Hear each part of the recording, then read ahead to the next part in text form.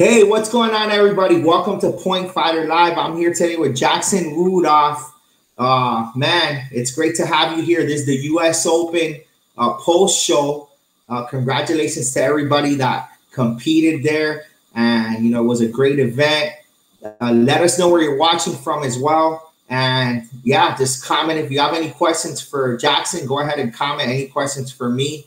Like I said, let us know where you're watching from. So, Jackson, man. Congratulations, U.S. Open.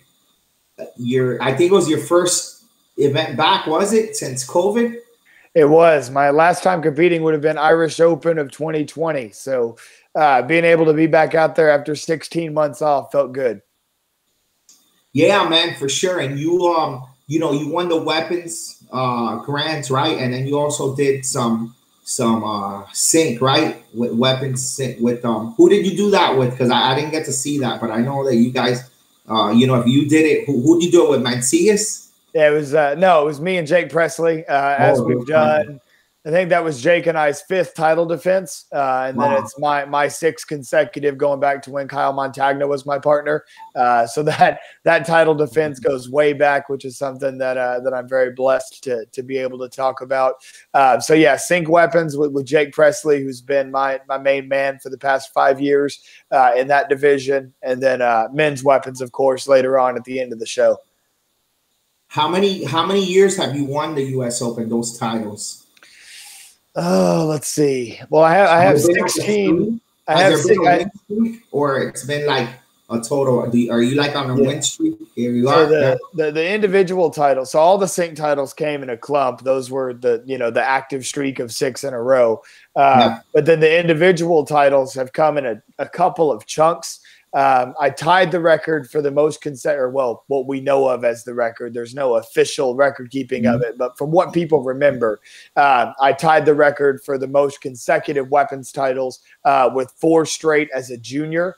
From the time I was, I get probably 12 to 16 was the years I won those as a junior. And then took a loss, came back the next year, won 2 in 1 year because they split it into traditional CMX. I won both the traditional and the CMX my last year as a junior, which is what gave me 6 individual titles. First year as an adult came up a little bit short. And then the last 4 years as an adult did another 4-peat. So this year became the first person to win 4 weapons titles consecutively at 2 different points in their career. Wow. Which I get goosebumps saying it because it doesn't feel real. There was a time when I was a kid and I said, if I could just win 1 U.S. Open, I'd retire and be happy. You know what I mean? And then it just one thing leads to another, and I fell in love with it, particularly the U.S. Open. There's no stage that I like being on as much as I love being on the U.S. Open stage and defending titles and the cameras and the press and the media and everything else. I mean, it's special. The U.S. Open makes us feel like professional athletes, and that's something that I've always loved. And more tournaments are starting to do that. AKA Warrior Cup is doing a much better job of that. Diamond Nationals and all the history there. But U.S. Open's been doing it at a really high level for a long time. And even without ESPN this year, they still did a very high-level production with Black Belt Magazine and Century with the help of SportMartialArts.com and Matt Action. So really, really great stuff from the U.S. Open, and that's why I've always loved competing there so much.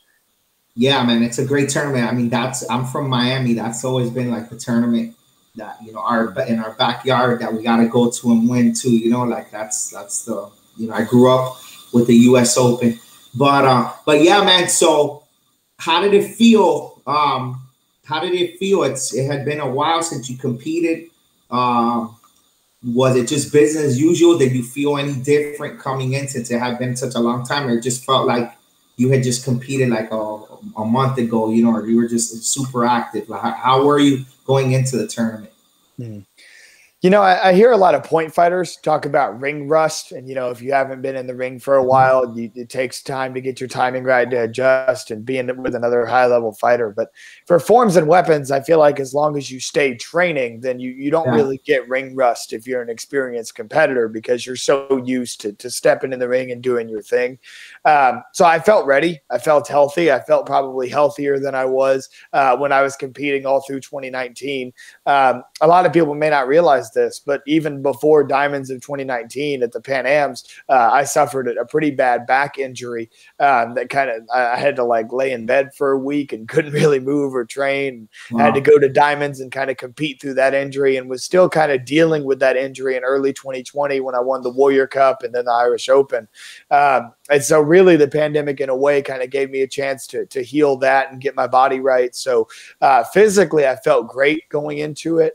I think that mentally I approached this U.S. Open differently because with me going to medical school at the end of the month and everything else, I know that I'm not retired, but I am closer to the end of my career than I am to the beginning. And so I appreciate being in the ring more. You know, when I was younger, it was do anything that it takes to win and only be focused on the win and take out this trick if I need to or add this trick if I need to. But this weekend at U.S. Open, the approach was very different. I'm normally a very strategic competitor. I select my tricks very carefully for given situations based on who else is in the division, based on the judging panel, even the time of day, am I on stage or in a ring? I make very calculated decisions about those things. But this weekend, I didn't do that so much. I did what I felt was right. I did what I wanted to do, and I did what I felt I would enjoy most. And so in that way, that was different about this U.S. Open than previous times that you may have seen me. Yeah, man, it's almost like you soak it in, right? When you get older and you're a veteran, it's like you appreciate everything that's going on even more. That when you're just younger, you're just like, win, win, win, win. When you're older, you're like, you want to win, but you just enjoy it more, right? Man, it's crazy. How old are you, by the way? 23. So, which doesn't sound very old, but I mean, when you talk about forms and weapons competitors, I mean, we don't go very long. So yeah, exactly. In sport karate, you know, especially black belts, like forms and weapons, like you're on stage as young as 9 years old, right? I think you've been on stage at that age, right? Were you on stage since you were my first time on stage was 2008. So I was 10 years old, but made stage at the Diamond Nationals was actually my first time on stage for traditional forms, not with a bow in my hand. So a lot of people don't know that either. Because you grew up like just like it was a perfect time because everything, you know, social media, YouTube, all that stuff came out. So pretty much your whole career, there's videos of you at every age pretty much, right? Growing up, which is great. That's the way it is now. So it shows how much the sports, you know, grown, and social media and the power of social media helping it grow. Because, you know, back in the days, you know, I have fought so many fights, and there's probably maybe 10, 15 fights of me on YouTube all together. You know, it's crazy, man. I was like, you guys were lucky, you know? Absolutely. I wish I would have been able to compete during these times, you know? But yeah, man. So, you know, last year also you started like also with working with, or maybe even sooner, like Century, Black Belt Magazine. And man, I love what you guys are doing. And, you know, sport karate in Black Belt Magazine is like back. It used to always be a thing, and then it brought it back, and mainly you're the main guy behind that. And how did that all come about? Like, how did that whole, because it looks like it's a whole department now, right? Pretty much, which you're the leader in it looks like. So how did that all come about with Century and Black Belt Magazine to like start, you know, getting into the whole sport karate world? Right. Well, I'm glad that you see it that way, because that was exactly my vision, was to bring back, you know, the sport karate coverage of old that Black Belt Magazine used to have through Karate Illustrated and through the magazine itself and this, that, and the other. But so, yeah, the way that it started was, you know, I started a working relationship with Century Martial Arts when I was just about 16 years old. I became the youngest athlete to do an endorsement deal with Century when we made the Jax Rudolph signature bows. And that was right around the time that Paul Mitchell did their apparel sponsorship with Century as well. And I was actually the team member, because I've been on Paul Mitchell since I was 14. Living in Kentucky at the time, you know, some of the Paul Mitchell executives said, hey, you know, why don't you head out to Oklahoma and just check it out for us and have some meetings and see what it's like. And when I was there for the meetings about team, potential endorsement deal and doing the Signature Series bows. And so that's really where my working relationship with Century started. That grew into a full-on ambassadorship where I was doing social media promotion and stuff for them from the time that I was 17, and I still do that type of work today. And so when I graduated from Stanford, and Century found out that I was going to be, available for a year while I was going through the medical school application process, because it takes a full year to go through that. You can try to overlap it with your senior year of school, but with me still competing, I didn't feel that I had the time to do that overlap. So I said, I'll graduate, I'll take a year off. We call it a gap year. And that's when I'll go through the application process. And Century said, hey, well, if you need somewhere to live, move on down to Oklahoma and work with us for a year. Wow. So I agreed to do that, and I moved to Oklahoma. And when I got there, I was expecting to really work, just with Century and, advise them on weapons and the quality of weapons products and help them with sea gear and sport karate products. But then kind of when I got there, they were like, hey, so, Century owns Black Belt Magazine, and we're trying to increase the brand's online presence, and we could really use some help with that. And I said, hey, I came to do whatever you guys needed me to do. And so I started working more heavily on the Black Belt Magazine side of Century. I work very closely with a guy named Patrick Sternkopf, who people don't hear his name often enough, but a lot of credit goes to him for just the daily running of Black Belt Magazine. And so kind of through, what we did with Black Belt and revamping the social media, now you see 4 posts a day coming out on Black Belt social media about all different types of martial arts and this, that, and the other. And so, we revamped that. We got Black Belt to where we were getting, hundreds of thousands of page views on a monthly basis. And once we had done that, I used that platform. I said, okay, well, now we've got something that works. Now let's try to bring back, this big part of Black Belt that has kind of fallen to the wayside, in recent years as, Black Belt was kind of on a downward trend until Century purchased the company. Mm-hmm. And it was the sport karate department. And so we started with some small things. I started with an article about, the major teams in sport karate, which still has an updated roster of a lot of the major teams in our sport. Not all of them. We're working on making it a complete list, but one step at a time. There's also athlete profiles on the website. So a lot of, again, not all, but a lot of the top athletes in sport karate. You can go to the blackbeltmag.com and you can look up the athlete profiles and learn more about a lot of the world champions. And that's for forms, weapons, and point fighting in the adult division. It's not just forms and weapons, because I'm a forms and weapons guy. It's got point fighting too. And then really the big thing that it was all leading up to was the revitalization of what used to be the Karate Illustrated rankings, which were these kind of nationwide ratings that looked at probably hundreds of tournaments, because it included regional events and everything else. Yeah. When we revitalized that, we said, well, what if we did a world black belt rankings? And we said, regardless of league, take NASCA, ISKA, WKC, WACO, take all these major international leagues, pay attention to their biggest events, most notably recently the Battle of Atlanta and the U.S. Open, which are going to weigh heavily into the upcoming rankings update once the committee has a chance to meet about the results of those events. And so we use those big marquee events to determine who the champion rank is, who is it that's won the biggest event most recently and holds the rank of champion, and then who are the top 5 contenders below that. And I know that in the past when we first released those rankings, there were some people who wanted to see more representation of more divisions, and we are working on that. Yeah. Although I am not the sole decision maker, I can tell you that a word has been put in to start to include some senior rankings. Junior point fighting has been discussed as well.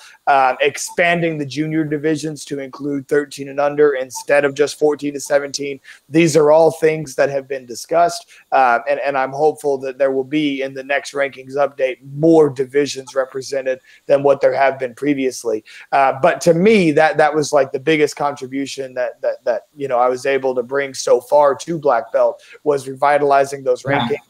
Because as you saw at U.S. Open, Those rankings are now published in the print version of the magazine. You can go and pick up a black belt magazine at Books A Million or Barnes & Noble, and you can see sport karate athletes inside with their ranking and everything. Bailey Murphy was prominently featured on the first edition. And then for those of you that were U.S. Open, you saw the release of the August-September issue, which is all about sport karate. You got Murphy and Morgan and Avery Plowden both on the cover. Sammy Smith's on the cover. And then, I'm on the cover. But I didn't make those decisions. Those were decisions made by people more important than me. So I was very fortunate to get that feature. And my fiance Gabrielle also made it as a traditionalist. So lots of sport karate being featured on the cover of Black Belt. Then there's a full feature article about sport karate inside. So Alex, I could talk about it for hours because I love it so much. And I know it. And there's even more stuff like that I've noticed. Like the articles that you always, every time there's like an event, a virtual fight or a pro point or just something happens, you do stories on it. So that's all on Black Belt Magazine as well. And then you got the Sport Karate University, right? I saw that Century, you could see that also. It's been years, just they've been back at it, it's been years already. Now I realize it, just in steps, right? The C gear is all dedicated to sport karate as well. So it's great, man. It's great. I think that all this helps the sport. The more pages that there are dedicated to the sport, it doesn't matter who you like, right? More, it's long as there is more, right? Like Point Fighter, the sport martial arts.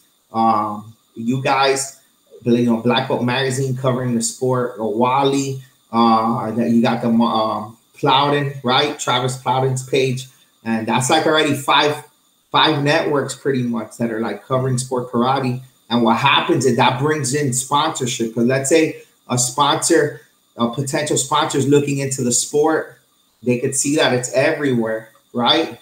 And they could just search it up. Before that wasn't the case. You'll be like, oh, it's sport karate. You see a few videos. Now it's like it's being covered by pretty big pages. So I think that's great. And I love what you're doing with the rankings. The rankings, I dealt with that before, and man, it's really hard to deal with it. But at the end of the day,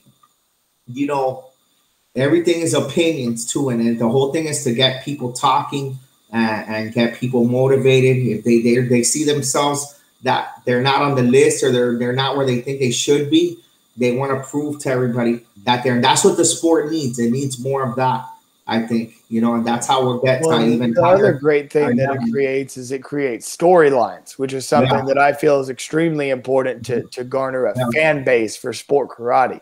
You could say like, oh, we have this fighter and this fighter going at each other. They fought this many times before. But if you say we have the defending champion of the heavyweight division taking on the #1 contender in the world, all of a sudden that introduces a new storyline. And I know that there are some plans in place to bring some more truly professional sport karate events that aren't, just a karate tournament that anybody can register before, but events that are made for production that truly say, here is this ranked person against this ranked person. Let's see who wins and moves up in the rankings or takes the title of champion. And I think that that's something that's really, really exciting for the sport. And something else that's exciting, and Alex, you described it beautifully, was the way that these media entities are working together. You look at the U.S. Open, you had, I think it was something like 25 live streams that happened during the daytime coverage of the event, which is phenomenal. You had like over 100,000 total views, 150,000, something like that, which is great. And then you fast forward to the night show where you had sportmartialarts.com behind the scenes running the production with Emily Cooper, who played a huge role in that. Shout out to her. And then you had Black Belt through myself sitting in the booth and commentating with Kevin Cusick and Mike Chat. Kevin Cusick from ESPN. He's got his own production company as well, but a lot of people know him from ESPN, right? And so, you know, to see all of these different media outlets working together, it's something that we need to see more of in sport karate. More collaboration between promoters, more collaboration between leagues. This is something people don't talk about often. More collaboration between athletes. Don't sit in your league and say our league is the best, so I'm only going to fight these people. No, people from one league can go and fight elsewhere, compete elsewhere, and test it out and support. At the end of the day, if you support sport karate, that's what's most important. Forget this league's the best or that league's the best or this tournament, that tournament. Focus on supporting the sport and what's going to make the sport grow. And that's what's going to help us the most in the end. 100%, man. And let me tell you something. Some people tell me like, oh man, your page blew up, or, you know, congratulations. But really all I did was like show love to everybody. And I think that that's what the sport is missing right now. We need people to like, we need sport karate fans. We're all fans, right?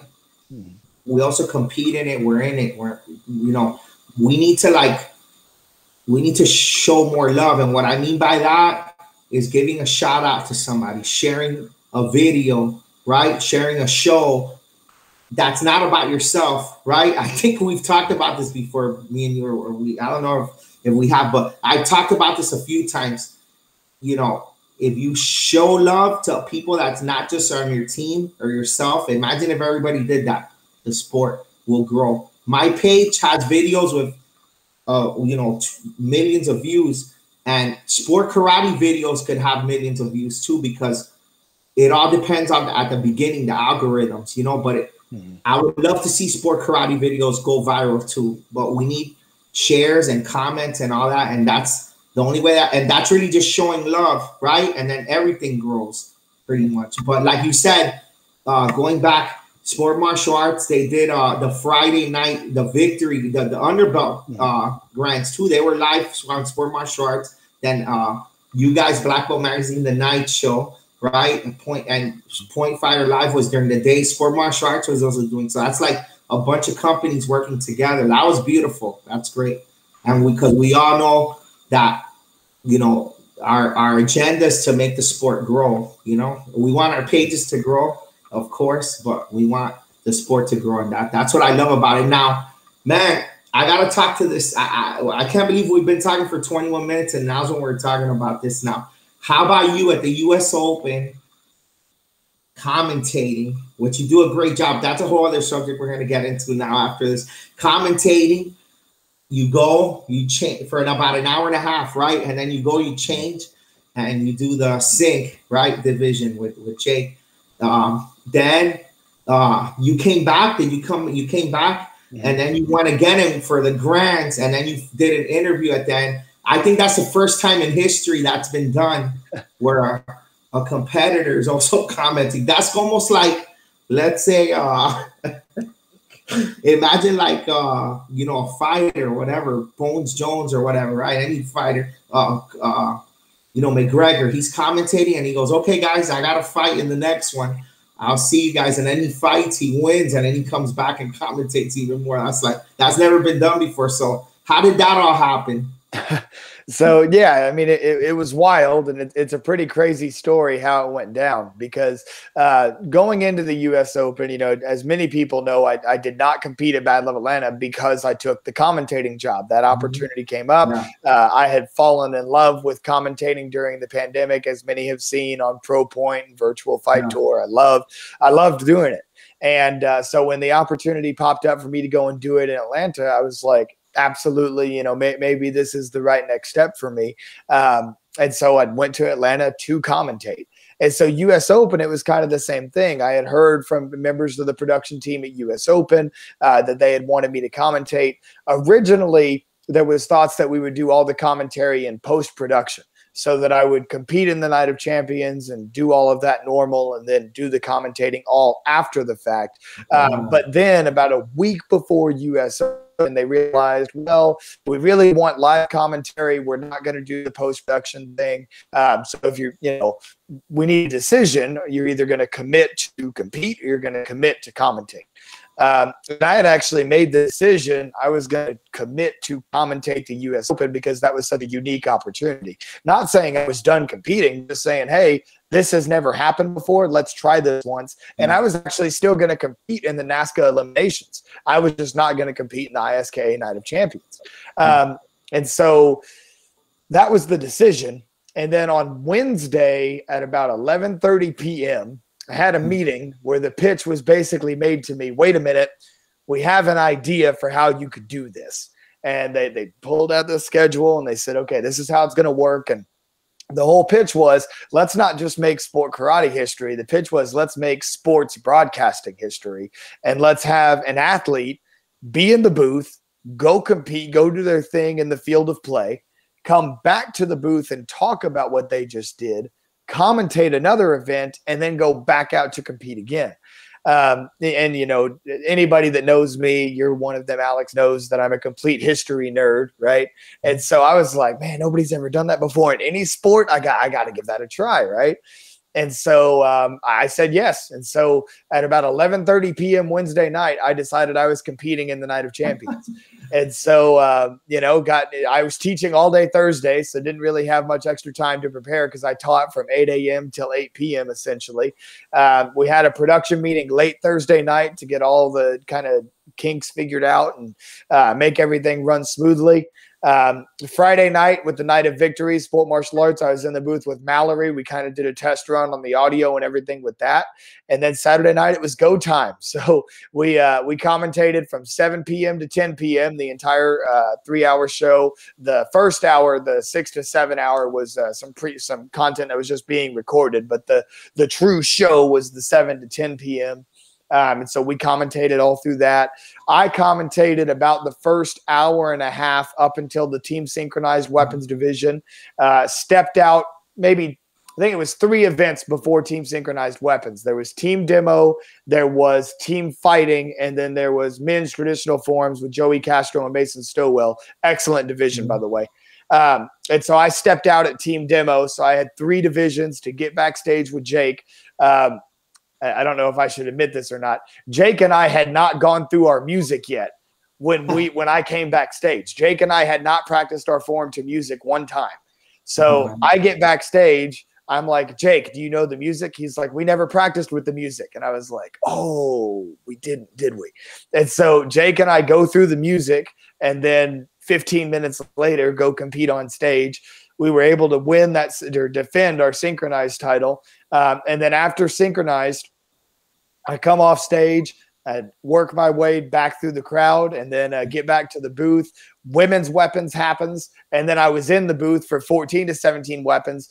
Phenomenal division, amazing performances by Ben Jones, Mason Bumba, Philip Brumet, and Dawson Holt, as well as Riley Tracy, who was going off up until he dropped. You hate to see anybody drop, but he was going off up until that point as well. Kind of came out of nowhere with his double bow form and was really impressive.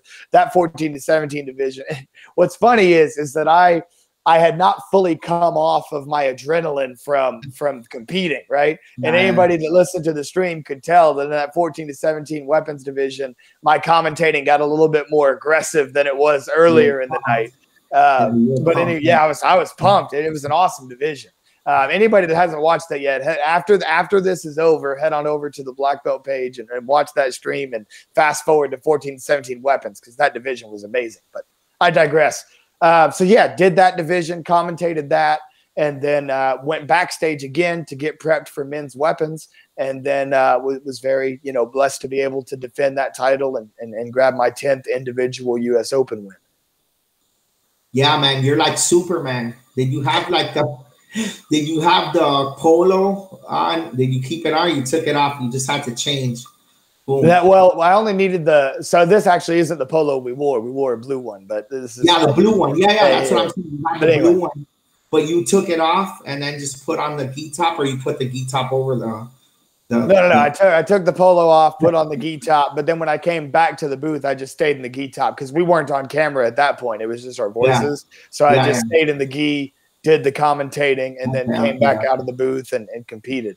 So it was wild, but we pulled it off. It was when it was first pitched to me, I was a little skeptical, but yeah, I agreed to it. Let's make it happen, and it worked out. Yeah. Yeah, it worked out, man. It worked out. That's super cool. Now, we're gonna get back into like some of our favorite moments of the U.S. Open next. But man, the commentating, you know, you've been doing it pro. You did it with us in Pro Point. You did it. You did at the Battle of Atlanta Virtual Fight Tour, and I gotta tell you, man, like, yeah, is this something that you want to do? Because I'm like, man, when I see you, the way you commentate, you're just so natural at it. Like, I'm like, do you want to maybe even do this and like, oh man, he got cut off. All right, let's see if he comes back. Let me message him. We got Jackson Rudolph on. It just got cut off. Let's see if he could come back. Let me text him.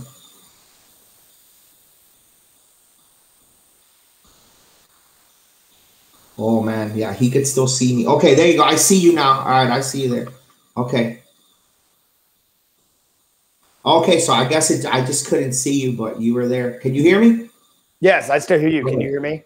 Yeah, everything's good. Everything's okay. Good. All right. Okay. Sorry about that, guys. Nah, it's cool. It's cool. All right. All right. So yeah, man, like you're commentating. I mean, I see, because the way you commentate, you could commentate anything. It looks like I could hear you. I could visualize hearing you and seeing you, you know, commentating a football game, soccer game, baseball game, MMA fights, kickboxing, point fighting, sport karate. You sound like somebody that would be commentating all those things for real. And like, is that something that you're interested in taking up to the next level, like of those type of events too? Oh, absolutely. I mean, if those opportunities were to come my way, I mean, that's something, how could you say no? You know what I mean? I think that every kid that's a sports fan dreams of, you know, being able to, you know, to call the touchdown pass or whatever. Now, I don't think that I'd ever get into NFL or NBA commentary or anything like that. But you never know, man. You never know. We'll see. But especially martial arts based commentary, because that's something that, especially with where sport karate in particular is at right now, I can still do that on a hobby basis, and it won't interrupt my plans with medical school or my medical career, things of that nature. I'll be able to do it on the weekends, just like I've competed for years and years on the weekends, right? And so, you know, within sport karate, and really, you know, and I appreciate the kind words about my commentating, but, you know, what makes me so passionate about sport karate commentating in particular is I feel that it is essential to explain to the audience what it is that's going on, right? Break down when they see a tricking technique, not just say, oh, wow, a cool flip, but to say that's a full snapu swipe. And it's a full snapu swipe because that competitor jumped in the air, inverted, did a full twist, threw a round kick, and then did another full twist before landing. That's something that I feel is essential to get fans involved in the sport. Because even if I had just said that's a full snapu swipe, people are going to say, well, what does that mean? And then go on and watch football or whatever, right? And it's the same thing in point fighting, right? When you're watching a point fight, explaining why one competitor or another scored on a particular clash, right? Explaining why there are clashes and why they don't continue to keep hitting, right? Little things like that your average sports fan that stumbles upon sport karate wouldn't know. But if you give them that little bit of education, then they might understand it. When you understand it, you can become a fan of it, right? And it especially with weapons tricks, tricking skills, and all things point fighting, that level of explanation I feel is essential. And that's why I'm so passionate about it. No, and you're good. You're great. You're very knowledgeable. That's like, you know, just piggyback off what you're saying. Like, that's almost like a MMA fight going on. And like Joe Rogan is like explaining to the, you know, people watching. They see a fighter in the bottom with their legs wrapped around.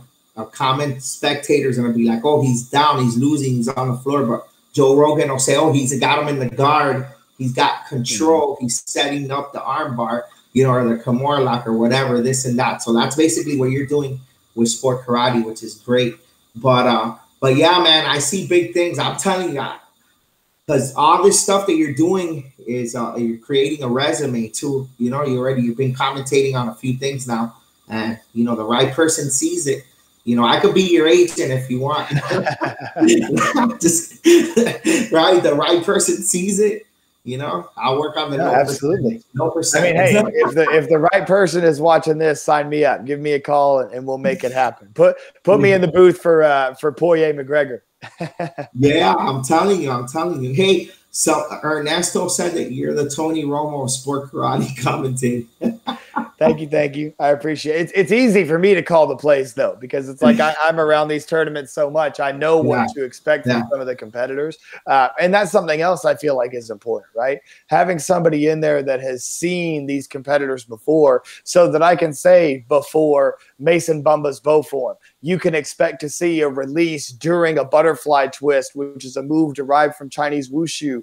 You're going to see him release his weapon, execute the butterfly twist, and then make the catch. And then let's see if he can pull that off. That level of anticipation, right?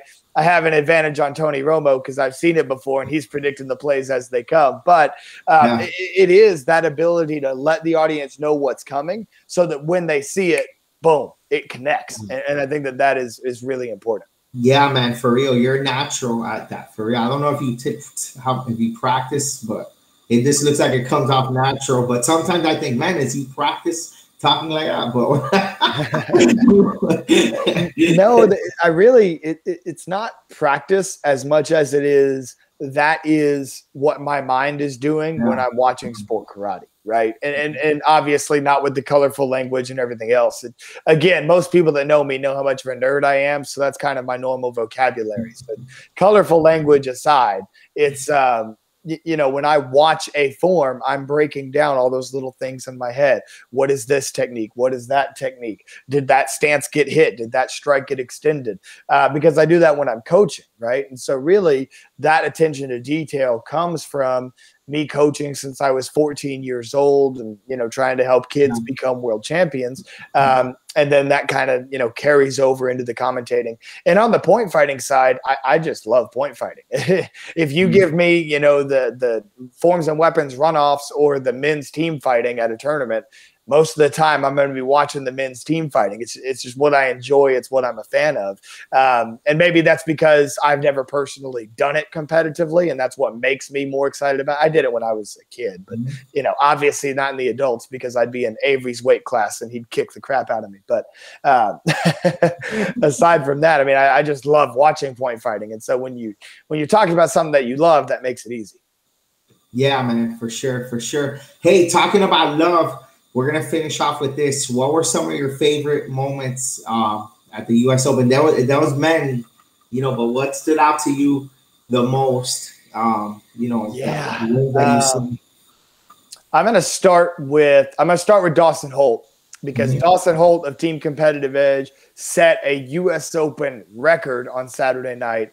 Won 4 ISKA titles in one evening. That's never been done before. Breaks a record that was held by myself, Caitlin Deschelle, and Danny Edkin, if I remember correctly, of having 3 in one night. Dawson Holt got 4. He won a traditional weapons ISKA, a CMX weapons ISKA, a CMX forms ISKA, and then he also won team demonstration with Team Competitive Edge. That's never been done. So Dawson being able to pull that off.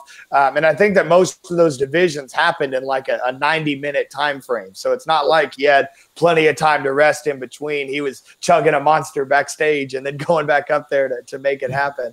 And so big shout out to Dawson Holt. That's incredibly difficult to do. Speaking of Dawson, and I've already talked about that 14 to 17 division, shout out to that whole 14 to 17 division. Ben Jones hit a phenomenal bow form in terms of technical execution and the innovation of the tricks that he was doing. The difficulty of Mason Bumba was incredible. The 2 spins, the catch behind the head, the ability to implement tricking into the bow routine. Really unlike anybody we've ever seen as far as tricking and bow tricks goes. So props to him. Riley Tracy, the double bow guy, quote unquote, on stage, even though he dropped, he was very, very impressive. Philip Brumet, wide variety of high level of difficulty comma releases. And he's somebody that's kind of risen to prominence during the pandemic. So it was great to see somebody like that. And then, of course, Dawson, who I've gone on record saying it multiple times, I'll say it again, the cleanest sword competitor that we have seen since Kalman Choka. I mean, it's just incredible. That's an incredible division. I cannot wait to see all those boys get up into the adult division and go at it, just like Reed and Cole and I did for years, just like Kalman and Matt and Rudy and Mark Canonizato did for years. I mean, they're the next generation up, and I can't wait to see that. A couple of other more little ones that I'll just throw in there just because it's people that I like and I respect and appreciate. Number one, she'll kill me if I don't say it, so I'm going to shout out my fiance. Gabrielle Dunn was up on stage, did a beautiful traditional kata. Almost was able to sneak out a win over Haley Glass. I think she was 100th or 2 away from being able to take that. For real, that close. It was really close. Hey, but that brings me to big congratulations to Haley Glass, because to make her U.S. Open adult debut and win double ISKA titles, that is unprecedented. So congratulations to Haley for that. That's an incredible accomplishment. Alex Mancias, shout out to him for, being in a lot of people's eyes just a fighter, and him making it all the way to the Night of Champions for men's weapons at the U.S. Open. That's impressive. Shout out to my teammate Danny Edkin for winning the CMX Forms ISKA. I was incredibly impressed by Danny's CMX forms throughout the weekend. And then I just want to list off a few more because I don't want to forget anybody. Oh, obviously on the fighting side, Bailey. I mean, Bailey winning the open weight, winning the lightweight. I mean, I called it Murphy Mania on Black Belt. Murphy Mania is still very much a thing. So Bailey Murphy is still out there dominating. So hats off to you, Bailey. You've proven to everybody that you are not the future, you are the present. And so I love seeing Bailey being able to keep it up. Morgan Plowden getting a spread on the ISKA stage. That's hard to do when you're competing at that high of a level. Being able to win by a spread is impressive. Alex, I could go on and on. There's so many sport karate stars that I love right now. Those are great highlights. Yeah, those are great highlights right there. It was good to see, Morgan. She hasn't fought since before the pandemic, so it's great to see. There's more. Raylin was there too. It's good to see more women coming out, fighters coming out now. The pandemic's like pretty much ending, and just things are getting better and better. The women are coming out. Maggie, Female Fighters Matter too. She gave out more prize money and sponsored that too. So that's great of her. I thought of one more that I got to throw in there because I've been talking about 14 and 17. I've been talking about adults. The juniors lit it up this weekend as well. Cody Molina and her bow form. She's kind of a switch hitter. She can go bow or commas. She won with her CMX bow form on stage, which was awesome. On the other side, Avery Presley won with a traditional bow form for the traditional weapons title. And then those 13 and under boys are crazy, man. In the weapons division, Dax Howland and the difficulty that he's got taking home the ISKA title for the youth division, as well as Zeke Gomez, who he's from Florida Sport Martial Arts Academy. He's a student of mine that actually does nunchucks. He had a breakout performance this weekend, won the overall, had an unfortunate drop on the ISKA stage, but he killed it. And then Michael Molina, I mean, that kid is just a showman. I mean, that's the first word that I think of when I think of Michael. And he's going to be around for a long, long time. So a ton of talent in that youth division as well that is super exciting. And that's what I love. Anytime that I can talk about the future of sport karate, that 13 and under division is stacked right now, and I can't wait to see how all those young athletes grow and develop and become champions themselves. Yeah, the sport is the future's bright for sure. Also, then just real quick, a quick mention to Edgar Germany won heavyweight grands, and then team fighting was the USA top USA team, right? Legend had beaten straight up Friday, and then but they lost to the USA top 10 team. So that was good. And then the senior teams, I always like to give a shout out to them as much as I can. DKS and Legend had a great fight, and that was a good team fight. Women's teams was Team Legend as well. So Team Legend's doing their thing too, coming out there. It looks like they have somebody in every division. But yeah, man, US Open was great. You've been great. Keep doing what you're doing. Thanks for joining me tonight. And man, I look forward to the next one. What's the next one for you? Do you know? I guess it'll be Diamonds. I think Diamonds will probably be the next one that I'm in attendance for. But any news and updates, all things sport karate, stay tuned. Of course, Point Fighter Live, you know's always got it. And then Black Belt's probably going to have an article about it coming out as well. So yes, sir. Stay tuned to both myself and Alex for all the details coming out from the sport karate world. Yeah, man, for sure. Keep doing your thing. Make sure you guys tune into his podcast as well on the Black Belt Magazine page, and just get the notifications from there as well. The great people, Black Belt Magazine and Century. So support the people that are supporting the sport. All right. Okay. Take care, man. Have a great night. Great night to everybody. Power.